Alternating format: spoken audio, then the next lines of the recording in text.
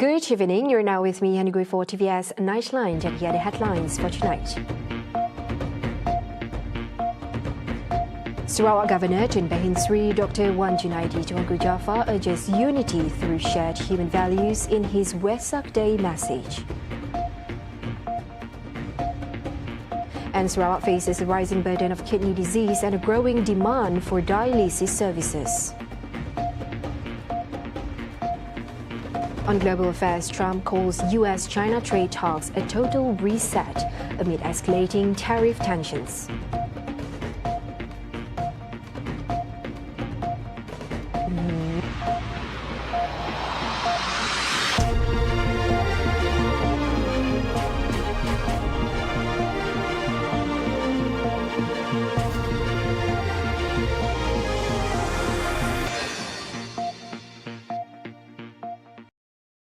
Sarawak Governor Tun Behin Sri Dr. WAN JUNAIDI Tuanku Jaafar has called on all Sarawakians to uphold the values of tolerance and compassion. In his WESAK Day message, he encouraged the public to reflect on universal virtues, and that is love, moderation, tolerance and compassion, regardless of race or religion. In a statement issued on Sunday, he expressed hope that this year's WESAK celebration would be marked with meaning, peace and mutual respect. Two Sarawak para badminton athletes Ashley Jack and Nozamitu Shafiqah Muhammad Zambari made their international debut representing Malaysia at the 6th Faza Dubai Para Badminton International 2025. Proud of their achievement, Minister of Women, Early Childhood and Community Wellbeing Development Dr. Sri Fatima Abdullah said their selection highlights the remarkable talent of local para athletes on the global stage.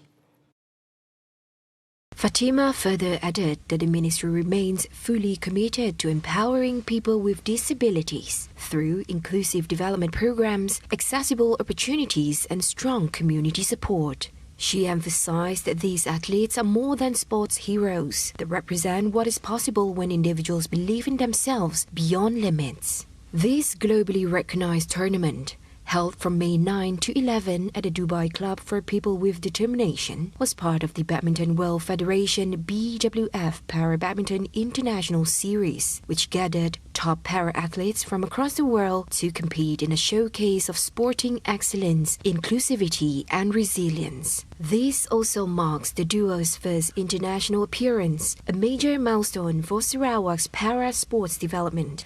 They were among 14 national athletes accompanied by 3 coaches at the event. No one is left behind. That remains the government's core principle in ensuring that all levels of society, especially the underprivileged, continue to receive proper attention and support. In the spirit of the upcoming Gawai Dayak 2025 celebration, the Sejambak Kasih program extended assistance to 1,362 welfare aid recipients across the Bintulu Division, organised by the Bintulu Division Social Welfare Department. Dalam kita sibuk menyediakan keperluan hari gawai yang bakal tiba, kita juga tidak melupakan masyarakat yang kurang berkemampuan dan memerlukan bantuan. Maka atas inisiatif ini, majlis ini diadakan setiap tahun menjelang musim perayaan untuk berkongsi rasa gembira dan syukur atas rezeki yang kita telah terima. He said this while officiating the Sejambak Kasih Hari Raya 2025 program held at a shopping mall in Bintulu on Sunday, involving recipients from Tatau, Sebao and Bintulu districts. This year, each recipient received 100 ringgit in cash and a hamper worth 80 ringgit, with a total allocation of 144,200 ringgit. As of April 2025, Bintulu has recorded 2,979 monthly welfare aid recipients, with total expenditure amounting to 6.4 million ringgit from January to April this year.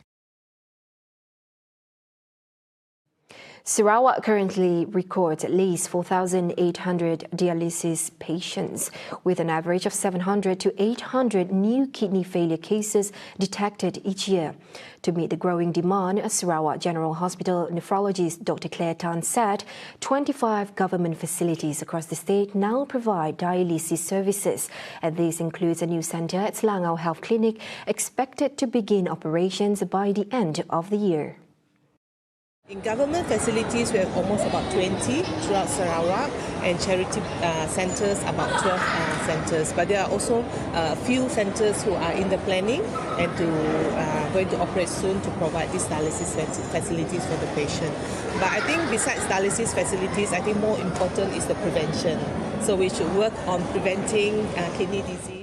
Speaking to reporters after launching the World Kidney Day 2025 in Kuching, Dr. Tan said the increasing number of kidney failure cases is concerning, emphasizing the urgent need for preventive measures and greater public awareness.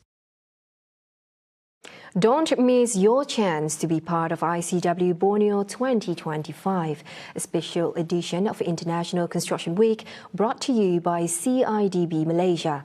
Join us this 13 and 14 of May at the Borneo Convention Centre, Kuching, Sarawak, and discover Borneo's construction evolution.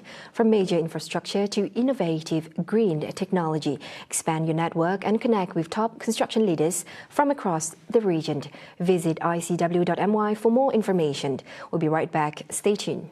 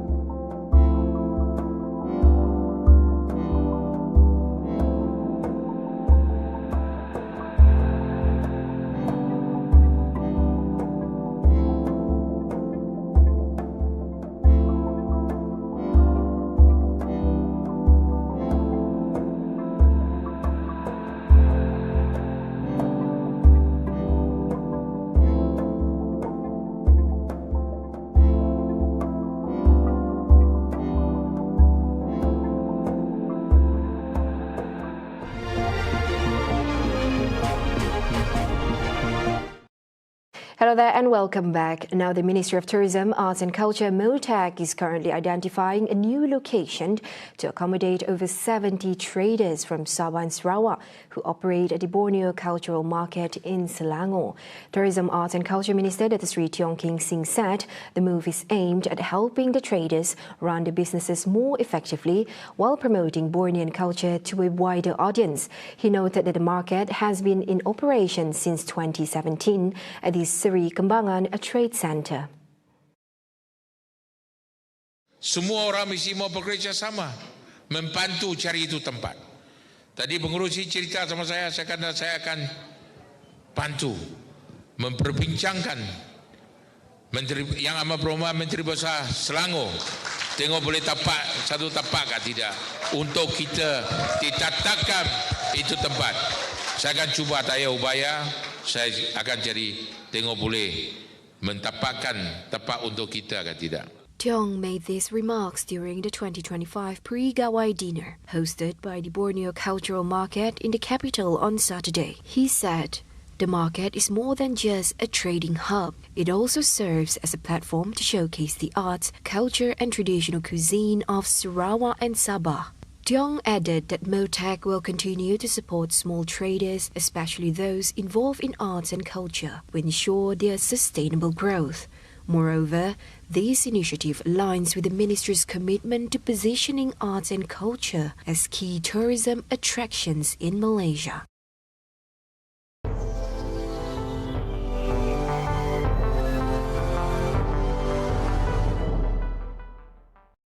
U.S. President Donald Trump has described ongoing trade talks with China as a total reset in relations, as high-level discussions between Washington and Beijing entered their second day.